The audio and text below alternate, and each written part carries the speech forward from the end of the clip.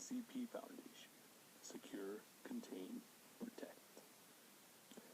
Item SCP-049, otherwise known as the Plague Doctor. Object Class Euclid. Containment Procedure.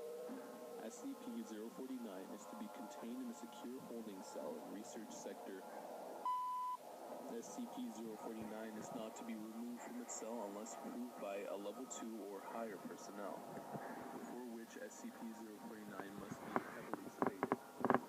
Even so, at such times, SCP-049 is to be accompanied by 2 armed guards and guided by an iron collar, secured to 2 iron poles 2 meters in length, held firm by 2 Level 1 or higher personnel while in transit. Any experiments performed on SCP-049 are to be conducted inside of a specifically prepared room. See Document 042-D-3-18. SCP-049 cell should be monitored at all times via security camera. Should any abnormal behavior occur, Dr. is to be alerted at once. 1.9 meters tall and weighing in at 95.3 kilograms. However, the Foundation is currently incapable of studying its face or body more fully, as it is covered in what appears to be the garb of a traditional plague doctor from the 15th or 16th century Europe. This material is actually a part of SCP-049's body, as microscopic and genetic testing show it to be similar in structure to muscles, although it feels much like leather, and the mask much like ceramic. It was originally discovered in England by local police. Mobile Task Force responded to a suspicious outbreak of all civilians within a 5-kilometer radius were given a Class A amnesiac as part of the initial containment procedure. Although it seems to understand English perfectly well, it is completely docile until it tries to perform surgery. SCP-049's touch is invariably lethal to humans. After contact with SCP-049's hands, the victim, hereafter referred to as SCP-049-2, suffers and dies within moments.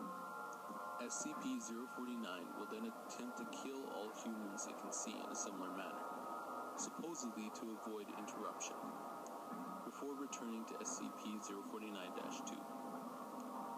It produces a small bag made of containing scalpels, needles, thread, and several vials of a yet-to-be-identified substance. It then begins to dissect SCP-049-2, as well as inserting various chemicals into the body. After approximately 20 minutes, SCP-049 will slew SCP-049 to back up and become docile once more. After a period of a few minutes, SCP-049-2 will resume vital signs and appear to reanimate.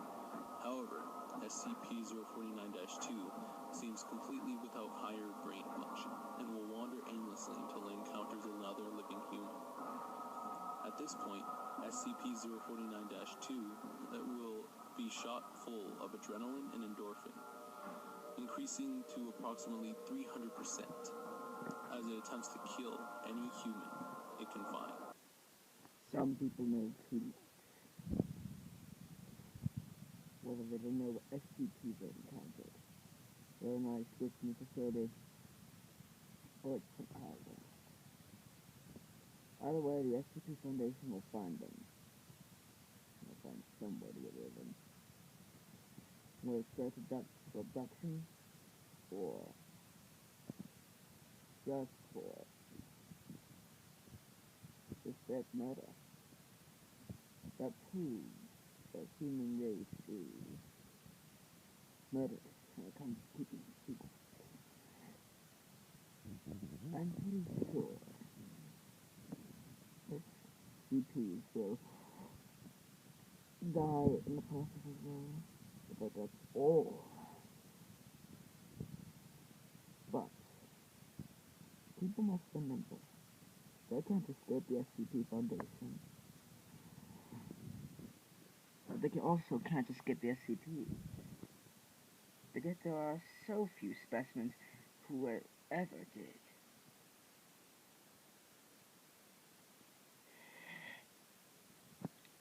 And yet, some survive, some don't. Look at this poor fella. He's about to get killed by the SCP Foundation.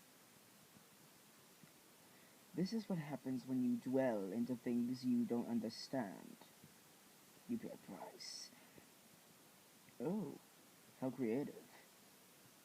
This is one of the few who dared to escape I was talking about, but in the end they'll be found. And they'll be shot or abducted. Go, little bird, run. Your concept of death and fear of death is very amusing to someone like me. Everyone knows that everyone must befall a plague. If you want to know what role I play, I was not SCP-049 or 049-2, as referred to as 049-3, or the Black Death Doctor. I'll explain my origin another day. Until then, cheers.